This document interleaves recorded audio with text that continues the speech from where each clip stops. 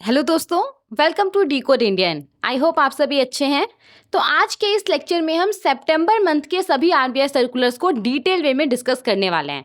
अब देखिए, लकीली सितंबर मंथ में बहुत सारा आरबीआई सर्कुलर्स नहीं है डिस्कशन के लिए, तो इसीलिए एक ही लेक्चर में, यही वाले लेक्चर में जो भी सर्कुलर्स है उसको हम डिस्कस कर लेंगे। ठीक है, तो चलिए शुरू करते हैं बिना किसी डिले के। अगर आपको इस पर्टिकुलर लेक्चर का पीडीएफ चाहिए होगा तो वो भी आपको मिल जाएगा। टेलीग्राम चैनल का लिंक डिस्क्रिप्शन बॉक्स में दिया गया है, वहां से जाकर के आप इस लेक्चर का और आने वाला जितना भी लेक्चर है उसका पीडीएफ डाउनलोड कर सकते हैं। ओके, तो चलिए शुरू करते हैं।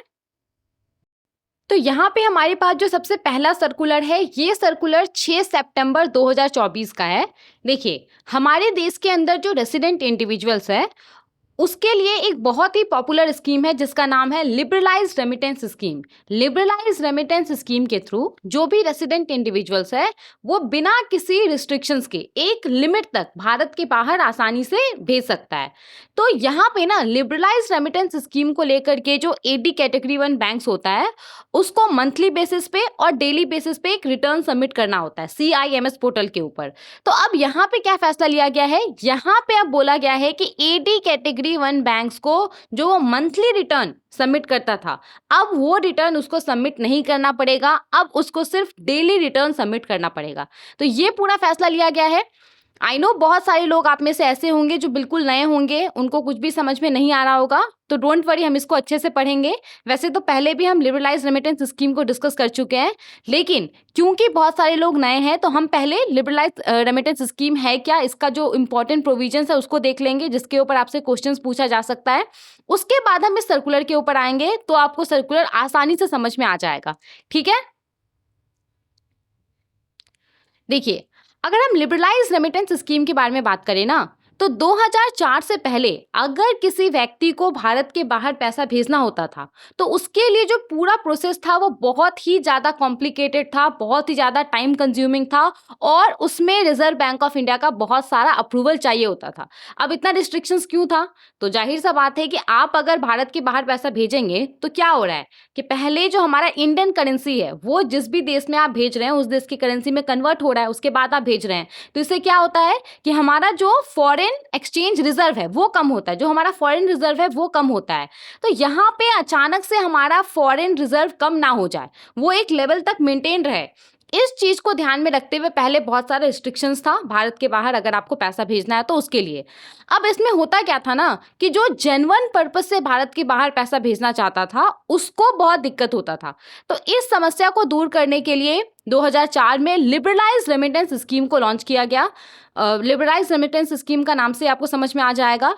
तो जिस तरीके से लोगों के द्वारा भारत के बाहर पैसा भेजा जाता है उस पूरे प्रोसेस को लिबरलाइज करने के लिए, उसको आसान करने के लिए इस स्कीम को लॉन्च किया गया। ओके, देखिए, लिबरलाइज्ड रेमिटेंस स्कीम के तहत जितने सारे भी रेसिडेंट इंडिविजुअल्स हैं इंक्लूडिंग माइनर, तो आपसे यहां से सवाल पूछा जा सकता है कि लिबरलाइज्ड रेमिटेंस स्कीम किसके किसके लिए है। तो रेसिडेंट इंडिविजुअल्स के लिए तो है ही, माइनर्स के लिए भी है। वैसा व्यक्ति जिसका उम्र 18 साल से कम है तो उसके लिए भी लिबरलाइज्ड रेमिटेंस स्कीम है, वो इस स्कीम के तहत भारत के बाहर पैसा भेज सकता है। ओके, तो लिबरलाइज्ड रेमिटेंस स्कीम के तहत जितने सारे भी रेसिडेंट इंडिविजुअल्स है इंक्लूडिंग माइनर, वो बिना किसी रिस्ट्रिक्शन के पर फाइनेंशियल ईयर $2,50,000 तक भारत के बाहर भेज सकता है, किसी भी परमिसिबल करेंट अकाउंट ट्रांजैक्शंस के लिए या कैपिटल अकाउंट ट्रांजैक्शन के लिए या इन दोनों के कॉम्बिनेशन में। तो परमिसिबल करेंट अकाउंट ट्रांजैक्शन, जैसे कि कोई व्यक्ति है, उसका कोई रिलेटिव है, वो भारत के बाहर स्टे कर रहा है, तो उसके मेंटेनेंस के लिए वो लिबरलाइज्ड रेमिटेंस स्कीम के तहत भारत के बाहर पैसा भेज सकता है। कैपिटल अकाउंट ट्रांजैक्शन, जैसे कि मान लीजिए भारत के बाहर किसी देश में आपको कोई प्रॉपर्टी परचेस करना है, तो उस प्रॉपर्टी को परचेस करने के लिए आप लिबरलाइज्ड रेमिटेंस स्कीम के तहत भारत के बाहर पैसा भेज सकते हैं। तो यहाँ पे क्या बोला जा रहा है कि जो लिबरलाइज्ड रेमिटेंस स्कीम है, जिसको शॉर्ट में वाइडली LRS स्कीम के नाम से जाना जाता है, तो इस स्कीम के तहत जितने सारे भी रेसिडेंट इंडिविजुअल्स है इंक्लूडिंग माइनर, वो बिना किसी रिस्ट्रिक्शन के पर फाइनेंशियल ईयर $2,50,000 तक भारत के बाहर भेज सकता है, किसी भी परमिसिबल करेंट या कैपिटल अकाउंट ट्रांजैक्शंस के लिए। ठीक है, डोंट वरी, इसको हम डिटेल में देखेंगे कि एग्जैक्टली कौन कौन से ट्रांजैक्शन के लिए आप भारत के बाहर पैसा भेज सकते हैं लिबरलाइज्ड रेमिटेंस स्कीम के तहत। ओके, अभी के लिए बस आप इतना समझ लीजिए। अब देखिए यहाँ पे जो रेसिडेंट इंडिविजुअल्स है वो इसी लिमिट के अंदर, ये जो लिमिट है 2,50,000 यूएस डॉलर का, तो इसी लिमिट के अंदर वो फॉरेन एक्सचेंज फैसिलिटी भी अवेल कर सकता है। अब फॉरेन एक्सचेंज फैसिलिटी अवेल कर सकता है, इसका क्या मतलब होता है? देखिए, कोई व्यक्ति है, उसको भारत के बाहर जाना है, लेट्स से बिजनेस पर्पज से उसको किसी दूसरे देश में ट्रैवल करना है, तो इट्स वेरी ऑब्वियस कि अगर वो दूसरे देश जाएगा, वहाँ पे स्टे करेगा, तो उसके पास उस देश का करेंसी होना चाहिए। वो इंडियन रुपीस तो हर जगह नहीं देगा, वहाँ पे इंडियन रुपीस तो एक्सेप्टेबल नहीं होगा, उसके पास उस देश का करेंसी रहना चाहिए। तो यहाँ पे लिबरलाइज रेमिटेंस स्कीम के तहत वो व्यक्ति इसी लिमिट तक जो फॉरेन एक्सचेंज होता है, जो फॉरेन करेंसी होता है, वो अवेल कर सकता है और अपने साथ लेकर के वो जा सकता है। तो यहाँ पे चाहे आप लिबरलाइज रेमिटेंस स्कीम के तहत भारत के बाहर पैसा भेजें किसी भी परमिसिबल या करंट अकाउंट ट्रांजेक्शन के लिए, या आप फॉरेन एक्सचेंज फैसिलिटी अवेल करें, सबको मिला करके जो ओवरऑल लिमिट है वो कितना है? 2,50,000 यूएस डॉलर, 2,50,000 यूएस डॉलर, और पर फाइनेंशियल ईयर के लिए लिमिट है। ओके, अब देखिए, अगर कोई व्यक्ति है जो कि इस लिमिट से ज्यादा पैसा भारत के बाहर भेजना चाहता है किसी फाइनेंशियल ईयर के अंदर, तो फिर इस केस में उसको रिजर्व बैंक ऑफ इंडिया का प्रायर परमिशन लेना पड़ेगा। ठीक है, और अगर हम बात करें कि लिबरलाइज रेमिटेंस स्कीम को लॉन्च कब किया गया था, तो इस स्कीम को 4 फरवरी 2004 को लॉन्च किया गया था। और जब इसको लॉन्च किया गया था तो इनिशियली इस स्कीम के तहत जो लिमिट था वो कितना था? 25,000 यूएस डॉलर। मतलब कि इनिशियली जब इसको लॉन्च किया गया था तो इस स्कीम के तहत जो रेसिडेंट इंडिविजुअल्स था वो मैक्सिमम किसी फाइनेंशियल ईयर के अंदर 25,000 यूएस डॉलर ही भारत के बाहर भेज सकता था। और उसके बाद फिर इस स्कीम को बहुत बार बढ़ाया गया है, इसका जो लिमिट है उसको इंक्रीज किया गया है। जैसे कि आप देख सकते हैं इस चार्ट में, 2004 में ये 25,000 यूएस डॉलर था, 2006 में इसको डबल कर दिया गया था, 50,000 यूएस डॉलर कर दिया गया था, 2007 में इसको 1 लाख यूएस डॉलर कर दिया गया था, फिर 2007 में ही इसको फिर से 2 लाख यूएस डॉलर कर दिया गया था, 2013 में इसको घटा दिया गया था, 75,000 यूएस डॉलर कर दिया गया था, 2014 में ये 1,25,000 यूएस डॉलर था, और 2015 में इसको बढ़ा करके 2,50,000 यूएस डॉलर कर दिया गया था। तो 2015 में लास्ट इंक्रीज हुआ था, उसके बाद से अभी तक किसी भी प्रकार का इंक्रीज नहीं हुआ है। अभी यही लिमिट है लिबरलाइज रेमिटेंस स्कीम के तहत। अभी आप मैक्सिमम 2,50,000 यूएस डॉलर भारत के बाहर भेज सकते हैं किसी भी करेंट या कैपिटल अकाउंट ट्रांजेक्शन्स के लिए। ओके, समझ में आ गया पूरा? अब देखिए, जब भी लिबरलाइज रेमिटेंस स्कीम के तहत आप भारत के बाहर पैसा भेजते हैं, अगर आप लोगों में से किसी ने भी लिबरलाइज रेमिटेंस स्कीम के तहत भारत के बाहर पैसा भेजा होगा, तो उन लोगों को पता होगा कि आपको एक फॉर्म सबमिट करना पड़ता है जिसको हम फॉर्म A2 बोलते हैं। तो यहाँ पे क्या बोला जा रहा है कि अगर रेमिटर माइनर है, जिसके द्वारा भारत के बाहर पैसा भेजा जा रहा है वो माइनर है, उसका उम्र 18 साल से कम है, तो इस केस में ये जो फॉर्म A2 होगा ना, जिसको LRS डिक्लेरेशन फॉर्म भी बोलते हैं, तो ये फॉर्म जो माइनर का नेचुरल गार्डियन होगा उसके द्वारा भी काउंटर साइंड होना चाहिए। मतलब कि माइनर के द्वारा तो ये साइंड होना ही चाहिए, साथ ही में माइनर का जो नेचुरल गार्डियन होगा उसके द्वारा भी ये जो फॉर्म है वो साइंड होना चाहिए। ठीक है, और सबसे इंपॉर्टेंट बात, ये स्कीम सिर्फ और सिर्फ रेसिडेंट इंडिविजुअल्स के लिए है, इंक्लूडिंग माइनर। ये scheme corporates, partnership firm, Hindu undivided family trust के लिए अवेलेबल नहीं है। तो corporate, partnership firm, Hindu undivided family trust इस स्कीम के तहत भारत के बाहर पैसा नहीं भेज सकते हैं। ठीक है, यहां तक समझ में आ गया? अब देखिए, यहाँ पे एग्जैक्टली कौन कौन से ट्रांजेक्शन्स के लिए, कौन कौन से करेंट अकाउंट ट्रांजेक्शन्स के लिए, कौन कौन से कैपिटल अकाउंट ट्रांजेक्शन्स के लिए आप एलआरएस के तहत भारत के बाहर पैसा भेज सकते हैं। तो यहाँ पे परमिसिबल करेंट अकाउंट ट्रांजेक्शन्स है एलआरएस के अंदर। सबसे पहले तो इन जनरल अगर हम बात करें कि हमें कैसे पता चलेगा कि कोई ट्रांजेक्शन है वो करेंट अकाउंट ट्रांजेक्शन है, कोई ट्रांजेक्शन है वो कैपिटल अकाउंट ट्रांजेक्शन है, तो देखिए सिंपली आपको एक बात ध्यान देना है, अगर किसी ट्रांजेक्शन को करने से भारत के बाहर किसी व्यक्ति का जो एसेट है, जो लायबिलिटी है, भारत के बाहर उसका जो फाइनेंशियल पोजीशन है, अगर उसमें किसी भी प्रकार का चेंजेस नहीं आ रहा है तो वो फिर करेंट अकाउंट ट्रांजैक्शन के अंदर आएगा। जैसे कि कोई व्यक्ति है, उसका रिलेटिव भारत के बाहर रह रहा है और उसको अपने रिलेटिव के मेंटेनेंस के लिए भारत के बाहर पैसा भेजना है, तो यहाँ पे क्या उसके फाइनेंशियल पोजीशन में किसी भी प्रकार का चेंजेस आ रहा है? नहीं आ रहा है, ये तो normal day to day activity के लिए हो गया। तो यहाँ पे इस तरह का ट्रांजैक्शन किसके अंदर आएगा? करेंट अकाउंट ट्रांजैक्शन के अंदर आएगा। अब इसी के अपोजिट मान लीजिए कि कोई व्यक्ति है जिसको कि भारत के बाहर किसी देश में कोई लेट्स से कि कोई प्रॉपर्टी परचेस करना है, और तो यहाँ पे वो लिबरलाइज रेमिटेंस स्कीम के तहत प्रॉपर्टी को परचेस करने के लिए भारत के बाहर पैसा भेज सकता है। तो यहाँ पे क्या हो रहा है, यहाँ पे उसका एसेट क्रिएट हो रहा है भारत के बाहर, उसका फाइनेंशियल पोजीशन में बदलाव हो रहा है। तो इस तरीके का ट्रांजैक्शन क्या कहलाएगा, कैपिटल अकाउंट ट्रांजैक्शन कहलाएगा। ओके, एक ओवरव्यू मिल गया आपको। अब एग्जैक्टली लिबरलाइज रेमिटेंस स्कीम के तहत कौन कौन सा परमिसिबल करेंट अकाउंट ट्रांजेक्शन है जिसके लिए भारत के बाहर पैसा भेजा जा सकता है या फॉरेन एक्सचेंज फैसिलिटी अवेल किया जा सकता है। तो देखिए यहाँ पे, तो सबसे पहले तो यहाँ पे private visit abroad excluding Nepal and Bhutan. Nepal और भूटान को छोड़ करके आप किसी दूसरे देश विजिट कर रहे हैं तो जाहिर सा बात है कि आप उस देश जाएंगे तो आपको क्या चाहिए होगा, फॉरेन करेंसी चाहिए होगा। तो यहाँ पे एलआरएस के तहत आप फॉरेन एक्सचेंज फैसिलिटी अवेल कर सकते हैं। आप गिफ्ट के तौर पे, डोनेशन के तौर पे भारत के बाहर पैसा भेज सकते हैं। आप एम्प्लॉयमेंट के पर्पज से जा रहे हैं, वहाँ पे जॉब करने के लिए जा रहे हैं, या इमिग्रेशन की पर्पज से आप जा रहे हैं, हमेशा के लिए वहाँ पे सेटल होने के लिए जा रहे हैं, तो आप इस स्कीम के तहत जो फॉरेन एक्सचेंज फैसिलिटी है वो अवेल कर सकते हैं। इसके बाद आपका कोई रिलेटिव है, वो भारत के बाहर रह रहा है, उसके मेंटेनेंस के लिए आप एलआरएस के तहत भारत के बाहर पैसा भेज सकते हैं। बिजनेस ट्रिप पे आप जा रहे हैं तो फॉरेन एक्सचेंज फैसिलिटी अवेल कर सकते हैं। मेडिकल ट्रीटमेंट के पर्पज से आप जा रहे हैं, या फिर आप भारत के बाहर पढ़ाई करने के पर्पज से जा रहे हैं, तो इसके लिए आप जो फॉरेन एक्सचेंज फैसिलिटी है वो अवेल कर सकते हैं। तो ये सब परमिसिबल करेंट अकाउंट ट्रांजेक्शन है एलआरएस के अंदर। इन सब ट्रांजेक्शन्स के लिए आप भारत के बाहर पैसा भेज सकते हैं या फॉरेन एक्सचेंज फैसिलिटी अवेल कर सकते हैं। ओके, समझ में आ गया।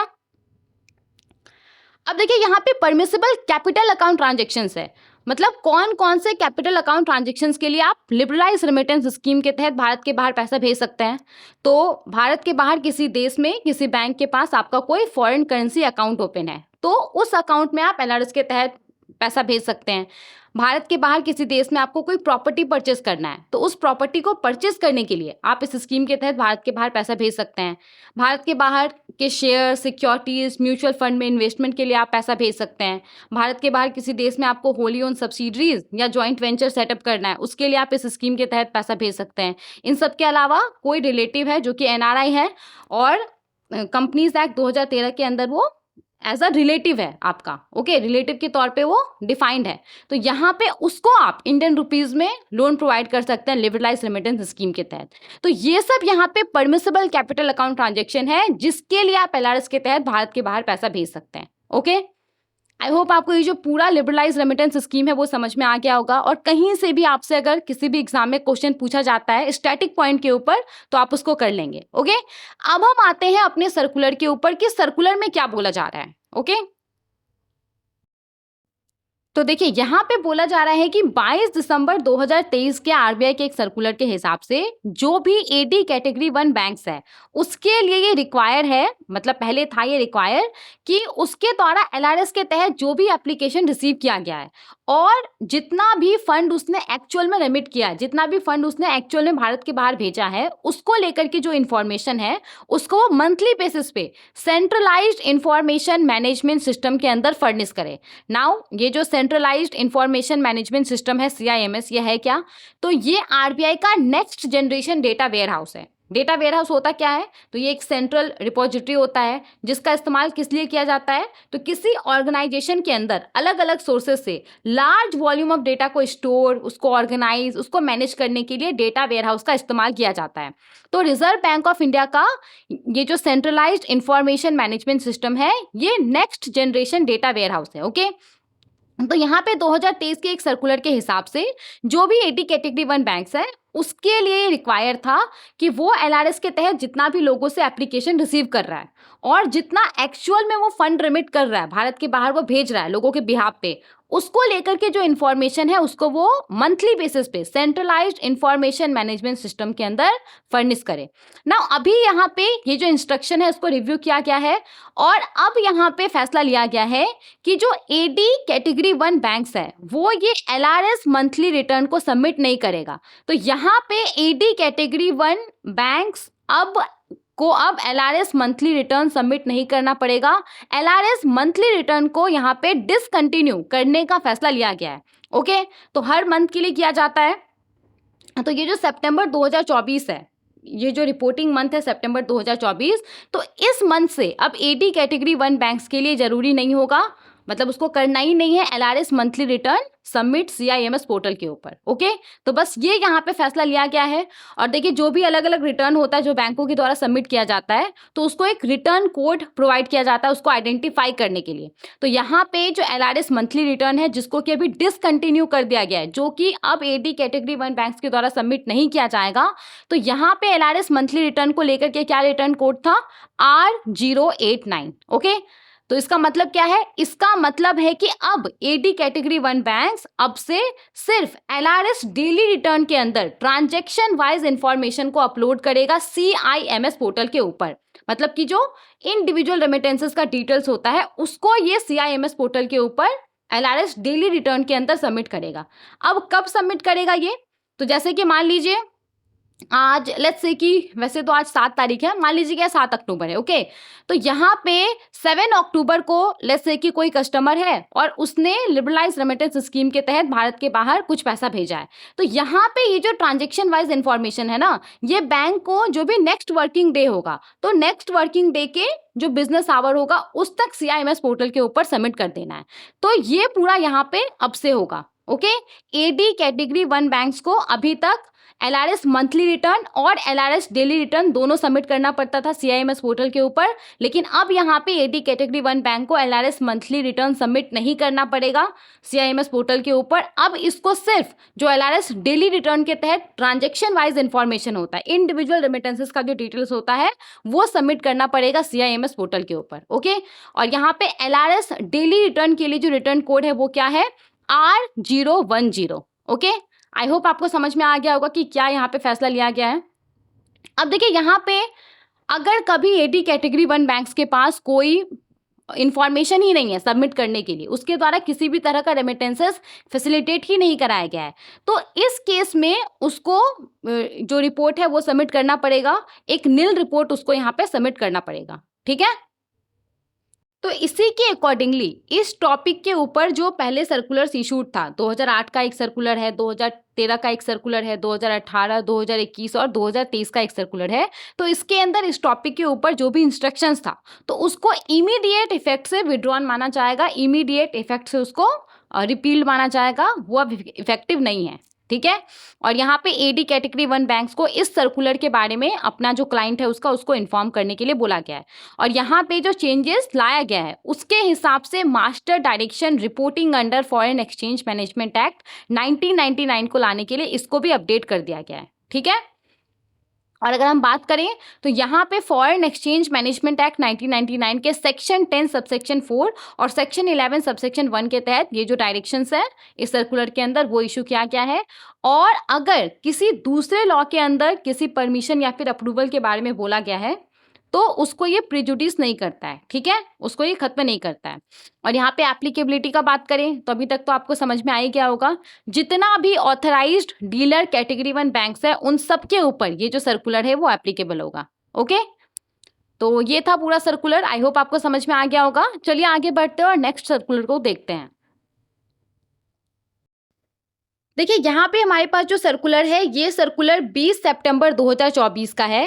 इंटरेस्ट इक्वलाइजेशन स्कीम जो है हमारे देश के अंदर प्री और पोस्ट शिपमेंट रुपी एक्सपोर्ट क्रेडिट के लिए, तो उसको लेकर के ये पर्टिकुलर सर्कुलर है। अब अगेन हमने इस स्कीम को ऑलरेडी बहुत बार डिस्कस कर लिया है, लेकिन क्योंकि बहुत सारे लोग यहाँ पे नए हैं तो ऑफकोर्स उनको सभी चीज़ों के बारे में पता होना चाहिए, तभी उनको ये जो पूरा सर्कुलर है वो समझ में आएगा। तो पहले हम इंटरेस्ट इक्वलाइजेशन स्कीम को देख लेते हैं, फिर हम इस सर्कुलर के ऊपर आएंगे। ओके, देखिए, इंटरेस्ट इक्वलाइजेशन स्कीम को लाया क्यों गया था ना, पहले आप ये समझिए।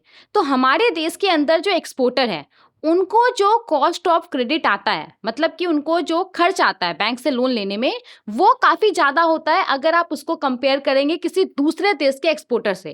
अब जाहिर सा बात है कि हमारे देश के एक्सपोर्टर को अगर ज़्यादा इंटरेस्ट रेट के ऊपर बैंक से लोन मिलेगा तो उसके द्वारा जो प्रोडक्ट बनाया जाएगा उसका जो कॉस्ट वो सेट करेगा इंटरनेशनल मार्केट में, तो वो भी क्या होगा, ज़्यादा होगा।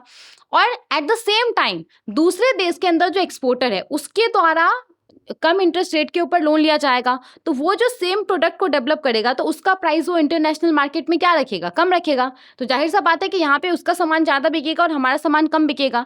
तो एक तरीके से जो हमारे देश के एक्सपोर्टर्स हैं वो compete नहीं कर पा रहे थे, तो इस चीज़ को ध्यान में रखते हुए यहाँ पे ये जो इंटरेस्ट इक्वलाइजेशन स्कीम है इसको लॉन्च किया गया है। यहाँ पे सबसे पहले तो एक वर्ड है इक्वलाइजेशन। इसका मतलब क्या होता है? इसका मतलब होता है जो इंटरेस्ट रेट्स में डिफरेंस है उसको रिड्यूस करना, उसको ऑफसेट करना। हमारे देश के एक्सपोर्टर्स को जिस इंटरेस्ट रेट के ऊपर लोन मिलता है और दूसरे देश के एक्सपोर्टर को जिस इंटरेस्ट रेट के ऊपर लोन मिलता है, तो इन दोनों में जो डिफरेंस है उसको कम करना है, इसको ऑफसेट करना ही इस पूरे स्कीम का उद्देश्य है। ओके, समझ में आ गया? तो अगर मैं आपको एक लाइन में बताऊं कि ये स्कीम है क्या, तो इस स्कीम के तहत हमारे देश के अंदर जो एक्सपोर्टर हैं उनको सब्सिडाइज इंटरेस्ट रेट के ऊपर, कम इंटरेस्ट रेट के ऊपर जो क्रेडिट फैसिलिटी है वो प्रोवाइड किया जाता है। ओके, तो पहले बैंक क्या करता है? पहले बैंक हमारे देश के अंदर जो एक्सपोर्टर है उनको सब्सिडाइज इंटरेस्ट रेट के ऊपर जो क्रेडिट फैसिलिटी है वो प्रोवाइड कर देता है और फिर वो भारत सरकार मतलब यहाँ पे आरबीआई से वो जो रीएम्बर्समेंट होता है उसके लिए क्लेम कर लेता है। ठीक है, समझ में आ गया? अब हम आते हैं इस स्कीम के डिटेल्स के ऊपर। आई होप आपको एक ओवरव्यू मिल गया होगा कि एग्जैक्टली ये है क्या। ठीक है, देखिए, इंटरेस्ट इक्वलाइजेशन स्कीम को सबसे पहली बार 1 अप्रैल 2015 को लॉन्च किया गया था। इस स्कीम के तहत जो एक्सपोर्टर्स हैं उनको प्री और post shipment export credit provide किया जाता है इंडियन रुपीस में। नाउ प्री और पोस्ट शिपमेंट एक्सपोर्ट क्रेडिट क्या होता है? तो नाम से ही आपको पता चल रहा है, कोई एक्सपोर्टर है, उसको किसी प्रोडक्ट को एक्सपोर्ट करना है, तो जाहिर सा बात है पहले वो प्रोडक्ट क्या करेगा? मैन्युफैक्चर करेगा या फिर कहीं और से खरीदेगा, तो उसके लिए उसको पैसा चाहिए होगा। तो एक्सपोर्ट करने से पहले वो जो क्रेडिट फैसिलिटी अवेल करता है वो क्या हो गया? प्री शिपमेंट एक्सपोर्ट क्रेडिट हो गया। अब कोई एक्सपोर्टर है, उसने प्रोडक्ट को मैन्युफैक्चर करके या फिर कहीं और से खरीद करके एक्सपोर्ट कर दिया। एक्सपोर्ट करने के बाद अब वो वेट कर रहा है कि जिसको भी इसने एक्सपोर्ट किया है, जो सेलर है, उससे कब उसको पैसा आएगा। तो यहाँ पे जब तक उसको पैसा नहीं आता है तब तक वर्किंग कैपिटल नीड को पूरा करने के लिए वो जो बैंक से क्रेडिट फैसिलिटी अवेल करता है, तो वो क्या हो गया? वो पोस्ट शिपमेंट एक्सपोर्ट क्रेडिट हो गया। तो यहाँ पे ये जो पूरा इंटरेस्ट इक्वलाइजेशन स्कीम है जिसको कि 1 अप्रैल 2015 को लॉन्च किया गया था, तो इस स्कीम के तहत प्री और post shipment export credit provide किया जाता है एक्सपोर्टर्स को इंडियन रुपीस में सब्सिडाइज इंटरेस्ट रेट के ऊपर। जैसे कि मान लीजिए बैंक के अंदर जो स्टैंडर्ड इंटरेस्ट रेट है वो जैसे कि 10% है, तो अगर कोई एक्सपोर्टर है वो जाता है बैंक में और इंटरेस्ट इक्वलाइजेशन स्कीम के तहत वो प्री या फिर post shipment export credit avail करना चाहता है, तो उसको 10% से कम इंटरेस्ट रेट पे, लेट्स से कि 8% पे या फिर 7% पे उसको जो क्रेडिट फैसिलिटी है वो मिल जाता है और फिर जो डिफरेंस रहता है वो फिर वो bank reserve bank of India से क्लेम कर लेता है। तो कुछ इस तरीके से ये जो पूरा स्कीम है वो काम करता है। ओके, नाउ देखिए, इनिशियली जब इस स्कीम को लॉन्च किया गया था तो सिर्फ 5 साल के लिए किया गया था। बोला गया था कि 31 मार्च 2020 को ये स्कीम खत्म हो जाएगा, लेकिन उसके बाद इस स्कीम को बहुत बार एक्सटेंड किया गया। कोविड के समय में भी इस स्कीम को एक्सटेंड किया गया था। ओके, अब देखिए, ये जो स्कीम है उसको reserve bank of India implement करता है। नाउ अब रिजर्व बैंक ऑफ इंडिया खुद से तो एक्सपोर्टर को जाके जो क्रेडिट फैसिलिटी है वो प्रोवाइड करेगा नहीं सब्सिडाइज इंटरेस्ट रेट के ऊपर, तो यहाँ पे आरबीआई इसको इम्प्लीमेंट करता है पब्लिक और नॉन पब्लिक जो पब्लिक सेक्टर बैंक्स है उसके थ्रू। तो पब्लिक और नॉन पब्लिक सेक्टर बैंक्स के द्वारा जो एक्सपोर्टर्स है उनको सब्सिडाइज इंटरेस्ट रेट के ऊपर प्री और post shipment credit facility provide किया जाता है। ठीक है, और इस स्कीम को मॉनिटर किसके द्वारा किया जाता है? तो directorate general of foreign trade DGFT के द्वारा इस स्कीम को मॉनिटर किया जाता है आरबीआई के साथ मिलकर के कंसल्टेटिव मैकेनिज्म पे, मतलब दोनों बातचीत करके सलाह मशवरा करके इस स्कीम को पूरा मॉनिटर करता है। ओके, नाउ देखिए, इस स्कीम के तहत इस स्कीम का उद्देश्य क्या है कि जो आइडेंटिफाइड एक्सपोर्ट सेक्टर है उसको इंटरनेशनली कम्पिटिटिव बनाना, उसको कम इंटरेस्ट रेट के ऊपर क्रेडिट फैसिलिटी प्रोवाइड करना ताकि वो जो प्रोडक्ट का निर्माण करे उसका प्राइस वो कम रखे और इंटरनेशनल मार्केट में वो कम्पीट कर सके दूसरे देश के एक्सपोर्टर से। तो ये इसका पूरा उद्देश्य है और इसका उद्देश्य है जो export high level of export performance को अचीव करना, मतलब कि जो एक्सपोर्टर है वो ज़्यादा से ज़्यादा क्वांटिटी में जो प्रोडक्ट है उसको एक्सपोर्ट कर सके। तो ये इसका उद्देश्य है। ओके, नाउ देखिए, ये जो स्कीम है ना ये प्राइमरीली लेबर इंटेंसिव सेक्टर के लिए है। लेबर इंटेंसिव सेक्टर का मतलब क्या है कि ये स्कीम ऐसे सेक्टर के लिए है जिसमें कि जो मैनुअल फोर्स है वो ज़्यादा इन्वॉल्व है, जैसे कि आपका टेक्सटाइल हो गया, हैंडीक्राफ्ट हो गया, तो इसमें जो ह्यूमन फोर्स है वो ज़्यादा इन्वॉल्व है। राइट, यहाँ पे लोग ज़्यादा काम करते हैं मशीन्स के कंपैरिजन में। तो यहाँ पे ऐसा जो लेबर इंटेंसिव सेक्टर होता है ना उसके लिए ये स्कीम है, प्राइमरीली उसके लिए है, ठीक है। नाउ देखिए इस स्कीम के तहत क्या होता है, ऑलरेडी हमने ये देख लिया था कि बैंक जो इंटरेस्ट इक्वलाइजेशन का बेनिफिट होता है वो एलिजिबल एक्सपोर्टर को देता है। मतलब पहले बैंक कम इंटरेस्ट रेट के ऊपर एलिजिबल एक्सपोर्टर को लोन प्रोवाइड कर देता है और उसके बाद फिर ये रिजर्व बैंक ऑफ इंडिया से रीइंबर्समेंट के लिए क्लेम कर लेता है, ठीक है। नाउ बैंक किस आधार पे आरबीआई से रीइंबर्समेंट के लिए क्लेम करता है, तो पहले बैंक क्या करता है, जब वो एलिजिबल एक्सपोर्टर को बेनिफिट प्रोवाइड कर रहा होता है तो उस समय में बैंक क्या करता है, एक्सपोर्टर से एक एक्सटर्नल ऑडिटर सर्टिफिकेट ले लेता है और इसी सर्टिफिकेट को फिर वो आरबीआई को देता है, इसके आधार पे वो रीइंबर्समेंट के लिए क्लेम करता है, ठीक है। यहां तक समझ में आ गया। अब देखिए ये जो 2 पॉइंट है ये इंपॉर्टेंट पॉइंट है, इसको ध्यान से समझिएगा, इससे आपसे क्वेश्चन पूछा जा सकता है, ठीक है। देखिए अभी अगर हम बात करें ना, तो अभी जो मर्चेंट और मैन्युफैक्चरर एक्सपोर्टर्स है, तो मर्चेंट और मैन्युफैक्चरर एक्सपोर्टर्स को इस स्कीम के तहत 2% के रेट के हिसाब से इंटरेस्ट इक्वलाइजेशन बेनिफिट प्रोवाइड किया जाता है। वो जो प्री और पोस्ट शिपमेंट रुपी एक्सपोर्ट क्रेडिट अवेल करते हैं उसके लिए, मतलब कि कोई मर्चेंट या मैन्युफैक्चरर एक्सपोर्टर है और वो बैंक जाता है और बैंक में उसको प्री या फिर पोस्ट शिपमेंट रुपी एक्सपोर्ट क्रेडिट लेना है, तो यहाँ पे अगर बैंक 10% रेट के हिसाब से इंटरेस्ट रेट चार्ज कर रहा होता है, तो ऐसे एक्सपोर्टर को वो 8% के रेट के हिसाब से ही जो क्रेडिट फैसिलिटी है वो प्रोवाइड कर देता है, ठीक है। समझ में आ गया। और देखिए यहाँ पे ऐसा नहीं है कि मर्चेंट और मैन्युफैक्चरर एक्सपोर्टर अगर किसी भी प्रोडक्ट को एक्सपोर्ट कर रहा है तो उसके लिए वो जो प्री और पोस्ट शिपमेंट रुपी एक्सपोर्ट क्रेडिट अवेल करेगा तो उसके ऊपर उसको 2% के रेट के हिसाब से इंटरेस्ट इक्वलाइजेशन बेनिफिट मिल जाएगा। नहीं, ऐसा नहीं है। यहाँ पे 410 HS लाइन्स है। आपको पता होगा कि इंटरनेशनल मार्केट में जितना सारा भी अलग अलग प्रोडक्ट होता है, हर एक प्रोडक्ट की कैटेगरी को ना एक यूनिक कोड प्रोवाइड किया जाता है। तो इस तरीके से जो 410 HS लाइन्स है, जो 410 अलग अलग प्रोडक्ट का कैटेगरी है, तो यहाँ पे स्पेसिफाइड 410 HS लाइन्स के अंदर जो भी प्रोडक्ट आता है, तो अगर वो उसको एक्सपोर्ट कर रहा है तो उसके लिए वो जो प्री और पोस्ट शिपमेंट रुपी एक्सपोर्ट क्रेडिट अवेल करेगा, तो उसके ऊपर उसको 2% के रेट के हिसाब से इंटरेस्ट इक्वलाइजेशन बेनिफिट प्रोवाइड किया जाएगा, ठीक है। समझ में आ गया। और देखिए यहाँ पे MSME मैन्युफैक्चरर के केस में जो ये इंटरेस्ट इक्वलाइजेशन बेनिफिट का रेट है वो कितना है, 3% है, ठीक है।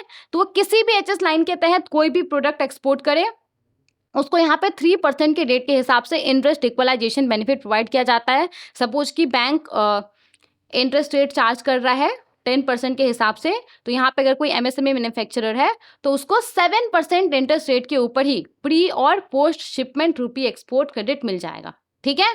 तो ये पूरा है इस स्कीम का जो इम्पॉर्टेंट पॉइंट था, उन सबको हमने डिस्कस कर लिया है।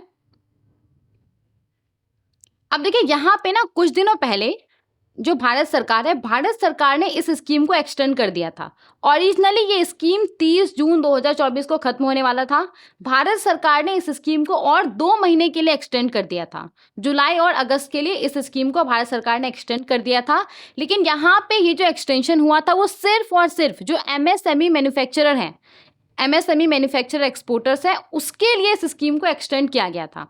तो ये स्कीम 31 अगस्त 2024 तक वैलिड था, लेकिन सिर्फ और सिर्फ किसके लिए, MSME मैन्युफैक्चरर एक्सपोर्टर्स के लिए। जैसा कि हमने देखा कि इसमें 3 कैटेगरी का जो एक्सपोर्टर्स होता है वो इंटरेस्ट इक्वलाइजेशन बेनिफिट अवेल कर सकता है, मर्चेंट और मैन्युफैक्चरर एक्सपोर्टर्स और एक MSME मैन्युफैक्चरर एक्सपोर्टर्स। तो यहाँ पे मर्चेंट और मैन्युफैक्चरर एक्सपोर्टर्स के लिए जो स्कीम है ये 30 जून 2024 तक ही वैलिड था, उसके बाद वैलिड नहीं था। 30 जून 2024 के बाद से ये वाला जो स्कीम है ये सिर्फ और सिर्फ MSME मैन्युफैक्चरर एक्सपोर्टर्स के लिए वैलिड था 31 अगस्त 2024 तक, ठीक है। अब हम आते हैं अपने सर्कुलर के ऊपर कि सर्कुलर में अभी क्या फैसला लिया गया है। ओके, तो बहुत सारे लोगों को समझ में आ ही गया होगा कि यहाँ पे फिर से इस स्कीम को एक्सटेंड कर दिया गया है, वही फैसला लिया गया है।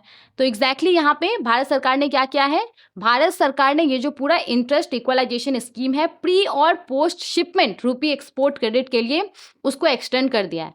तो 31 अगस्त 2024 को खत्म होने वाला था, राइट। तो उसके बाद से 1 सितंबर 2024 से 30 सितंबर 2024 तक के लिए इस स्कीम को एक्सटेंड कर दिया गया था, ठीक है।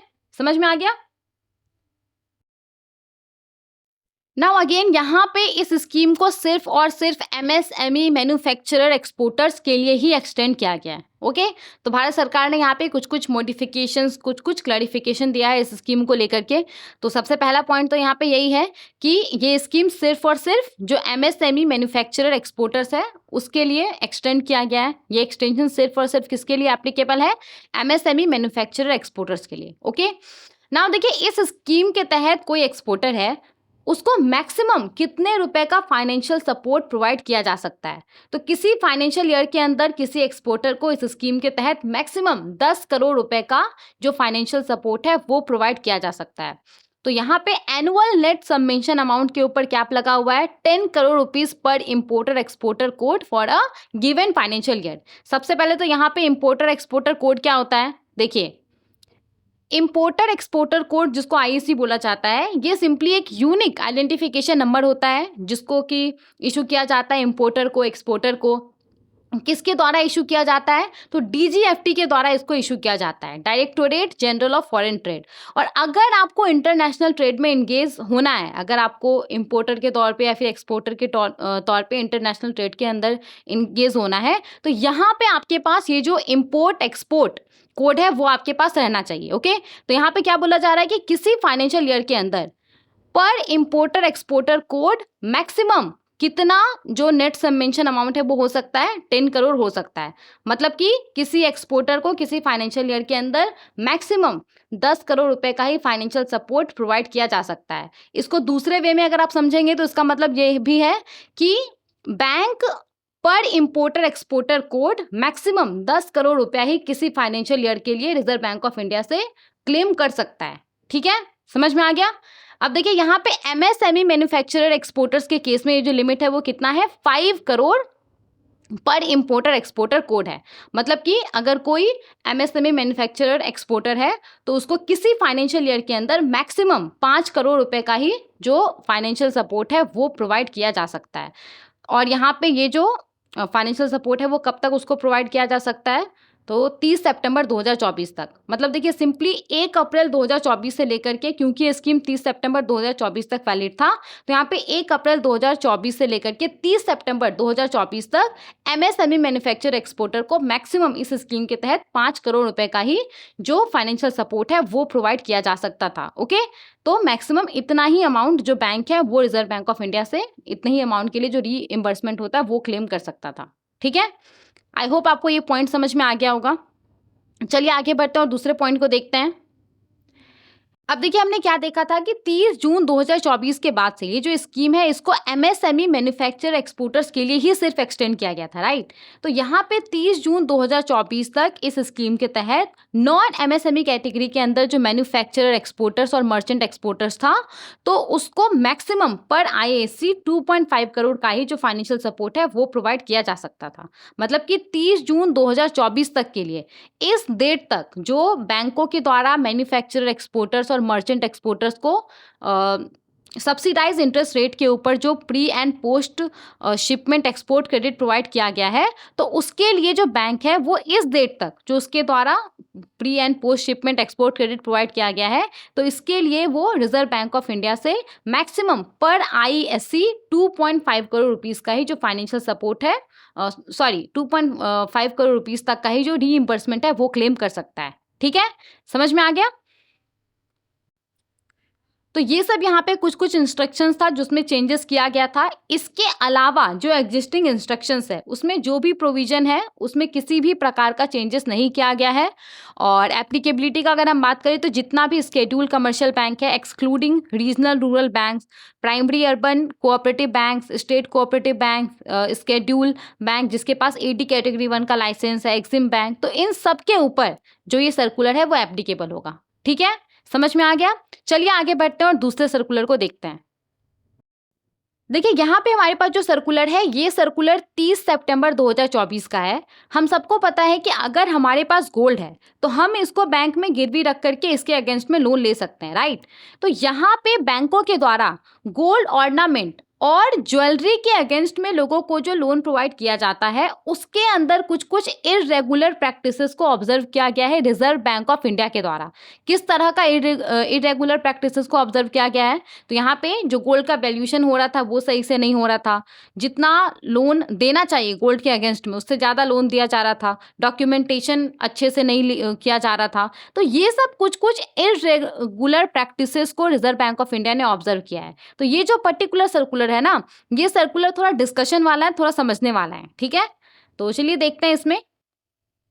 देखिए, रिजर्व बैंक ऑफ इंडिया के द्वारा बहुत सारा पहले सर्कुलर्स इशू किया गया है इस टॉपिक के ऊपर। यहाँ पे इसके अंदर बहुत सारा प्रूडेंशियल गाइडलाइंस है कि किस तरीके से जो सुपरवाइज्ड एंटिटीज है, जो रेगुलेटेड एंटिटीज है, जैसे कि बैंक हो गया, एनबीएफसीज हो गया, वो किस तरीके से गोल्ड ऑर्नामेंट और ज्वेलरी के अगेंस्ट में लोगों को लोन प्रोवाइड करे। तो यहाँ पे आरबीआई ने ये सब जो प्रूडेंशियल गाइडलाइंस है उसको रिव्यू किया।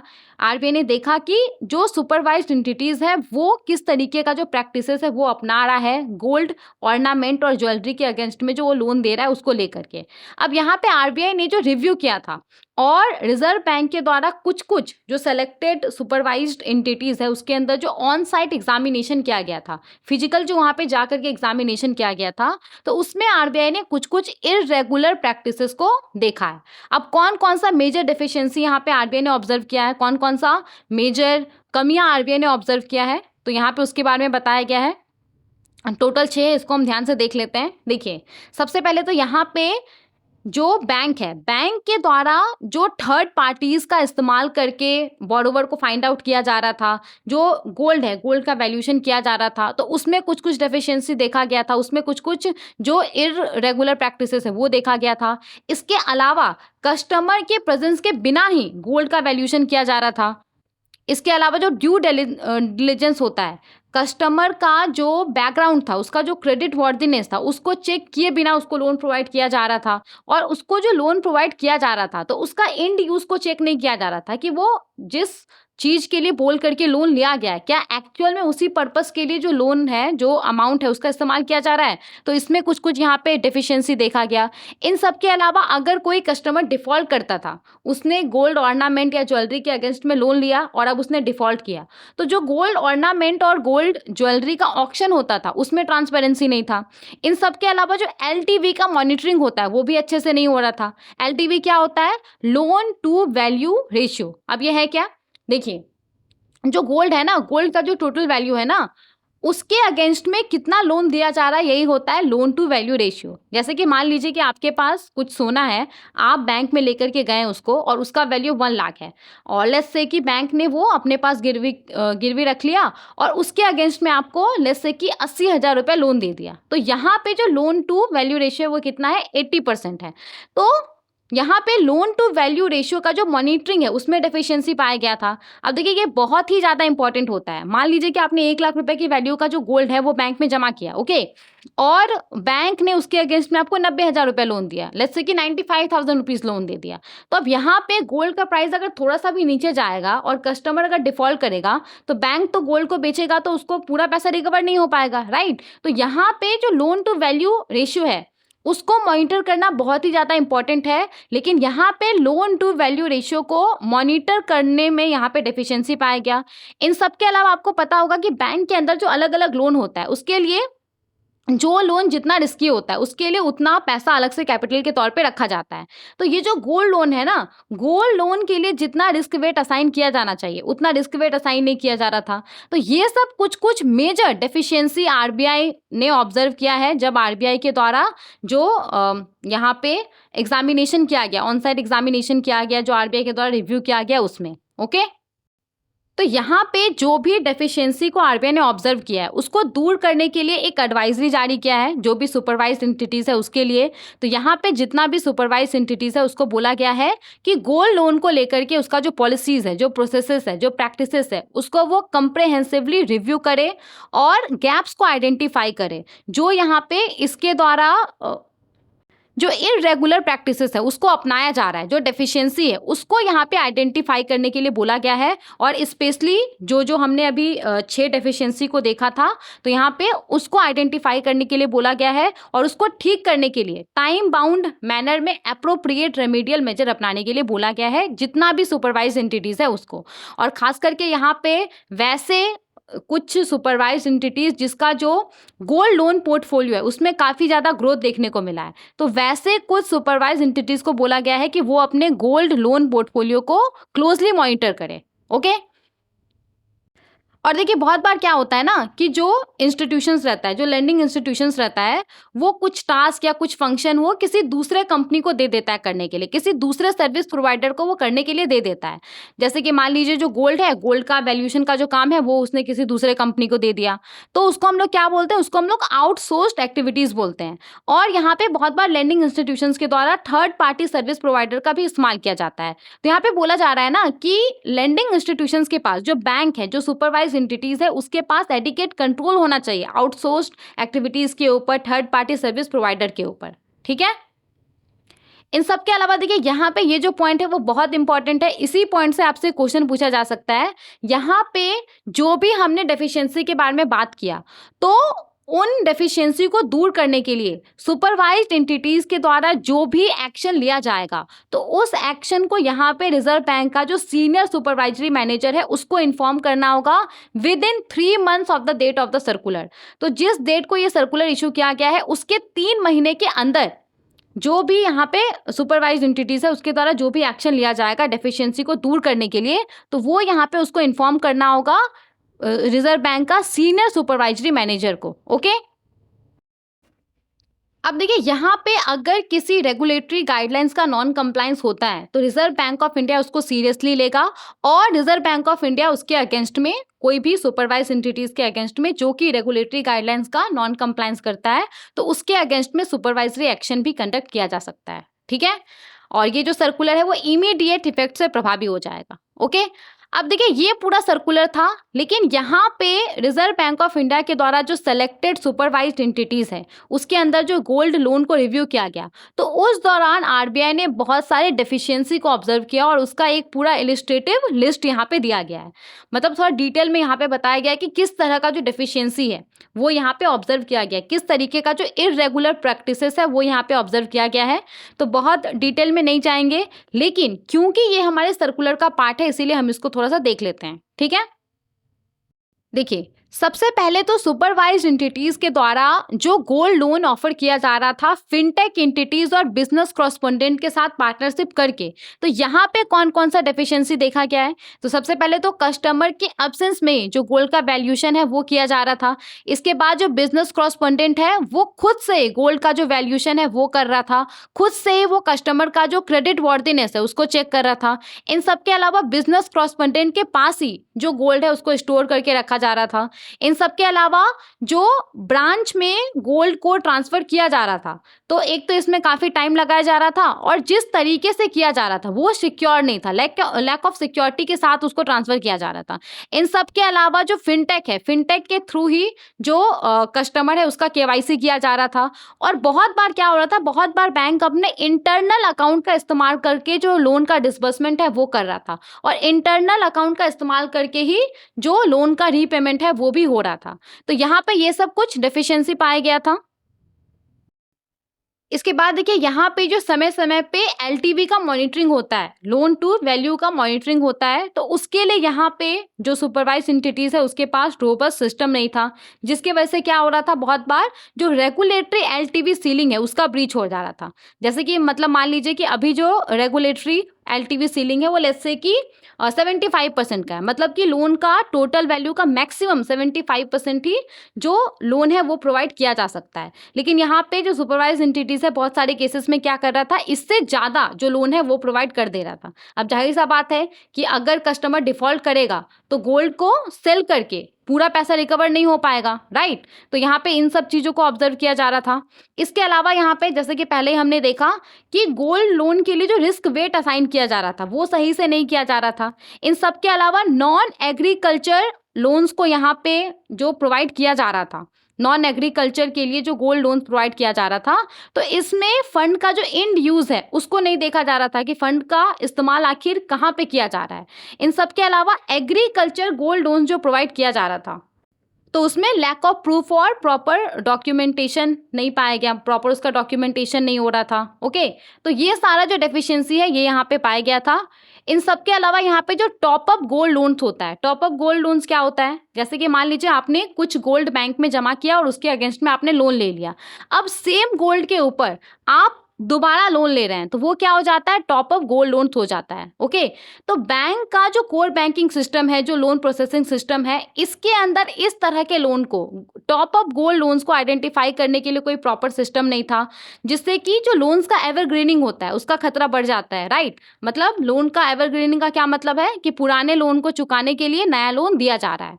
इन सब के अलावा जो टॉप अप लोन प्रोवाइड किया जा रहा था, तो टॉप अप लोन जब प्रोवाइड किया जा रहा था तो कोई फ्रेश अप्रेजल नहीं हो रहा था, मतलब फ्रेश बोरोवर का जो क्रेडिट वर्दीनेस है उसको चेक नहीं किया जा रहा था, फ्रेश जो गोल्ड का वैल्यूएशन है वो नहीं किया जा रहा था। इन सब के अलावा बहुत सारे केसेस में क्या देखा गया कि जो लोन लिया गया है ना, वो बहुत ही कम समय के लिए लिया गया है, कुछ ही दिनों में जो लोन का रीपेमेंट है वो हो गया है। तो ये सब कुछ यहाँ पे डाउट क्रिएट करता है। इन सब के अलावा यहाँ पे जब कोई कस्टमर डिफॉल्ट करता था, तो डिफॉल्ट करने के बाद जो गोल्ड का ऑक्शन होता था उससे जो पैसा आता था, वो पैसा जितना गोल्ड का वैल्यू एस्टिमेट किया गया था उससे बहुत ही ज़्यादा कम था। ओके, तो ये सब यहाँ पे डेफिशिएंसी पाया गया था। इन सब के अलावा देखिए यहाँ पे, इन सब के अलावा देखिए सुपरवाइज्ड एंटिटीज के द्वारा जो गोल्ड लोन डिसबर्स किया जाता है, तो यहाँ पे एक लिमिट तक ही वो गोल्ड लोन कैश में डिसबर्स कर सकता था। राइट, तो यहाँ पे ये देखा गया ना कि बहुत सारा जो गोल्ड लोन है वो कैश में डिसबर्स किया जा रहा था, और जो यहाँ पे स्टैट्यूटरी लिमिट है इनकम टैक्स एक्ट 1961 के अंदर, तो उस लिमिट से ज़्यादा यहाँ पे जो गोल्ड लोन है वो कैश में डिसबर्स किया जा रहा था। ओके, तो ये सब यहाँ पे डेफिशिएंसी पाया गया। इन सब के अलावा यहाँ पे जो सेम इंडिविजुअल है वो सेम पैन के साथ किसी फाइनेंशियल ईयर के अंदर बहुत सारा जो गोल्ड लोन्स है वो अवेल कर रहा था, और इसको मॉनिटर करने के लिए जो प्रॉपर गवर्नेंस होता है वो यहाँ पे नहीं था। ओके, इन सब के अलावा बहुत जगह पे क्या देखा जा रहा था कि लोन का जो टेन्योर खत्म हो रहा था, तो लोन का टेन्योर खत्म होने के समय में कायदे से क्या होना चाहिए, जो पूरा लोन का रीपेमेंट है वो हो जाना चाहिए। राइट, लेकिन देखा क्या जा रहा था ना कि यहाँ पे लोन का कुछ पार्ट जो बोरोवर है वो पे कर दे रहा था, और यहाँ पे लोन के टेन्योर को फिर से एक्सटेंड कर दिया जा रहा था। तो ये सब देखा जा रहा था। इन सब के अलावा वैसा लोन जो कि नॉन परफॉर्मिंग एसेट हो चुका है, वैसे लोन को बैंक अपने सिस्टम के अंदर नॉन परफॉर्मिंग एसेट के तौर पे कैटेगराइज नहीं कर रहा था। तो ये सब यहाँ पे कुछ डेफिशिएंसी पाया गया था। आरबीआई ने कुछ डेफिशिएंसी यहाँ पे ऑब्जर्व किया है, और इसको लेकर के आरबीआई ने सुपरवाइज्ड एंटिटीज के लिए, जो रेगुलेटेड एंटिटीज है उसके लिए पूरा एडवाइजरी जारी किया है, उनका ध्यान अट्रैक्ट करने के लिए। और यहाँ पे रेगुलेटेड एंटिटीज को, सुपरवाइज्ड एंटिटीज को क्या बोला गया है कि वो इन सबको ठीक करने के लिए, ये जो डेफिशिएंसी है इसको इम्प्रूव करने के लिए वो जो भी एक्शन लेंगे उसको 3 महीने के अंदर वो जो रिजर्व बैंक का सीनियर सुपरवाइजरी मैनेजर है उसको इन्फॉर्म करने के लिए। ठीक है ना, यहाँ पे ये जो पूरा सर्कुलर है वो किसके किसके ऊपर एप्लीकेबल होगा, तो जितना भी कमर्शियल बैंक्स है इंक्लूडिंग स्मॉल फाइनेंस बैंक, लेकिन रीजनल रूरल बैंक को छोड़ करके, पेमेंट्स बैंक को छोड़ करके सबके ऊपर एप्लीकेबल होगा। जो भी प्राइमरी अर्बन कोऑपरेटिव बैंक्स है उसके ऊपर एप्लीकेबल होगा, और नॉन बैंकिंग फाइनेंशियल कंपनीज के ऊपर एप्लीकेबल होगा। ठीक है, तो ये सब कुछ सर्कुलर था जो कि सितंबर मंथ का था। आई होप आपको ये लेक्चर इन्फॉर्मेटिव लगा होगा। अगर आपको कहीं पे भी कंफ्यूजन आता है तो आप कमेंट में हमसे पूछ सकते हैं, हम उसका रिप्लाई जरूर करेंगे। Thank you so much for watching.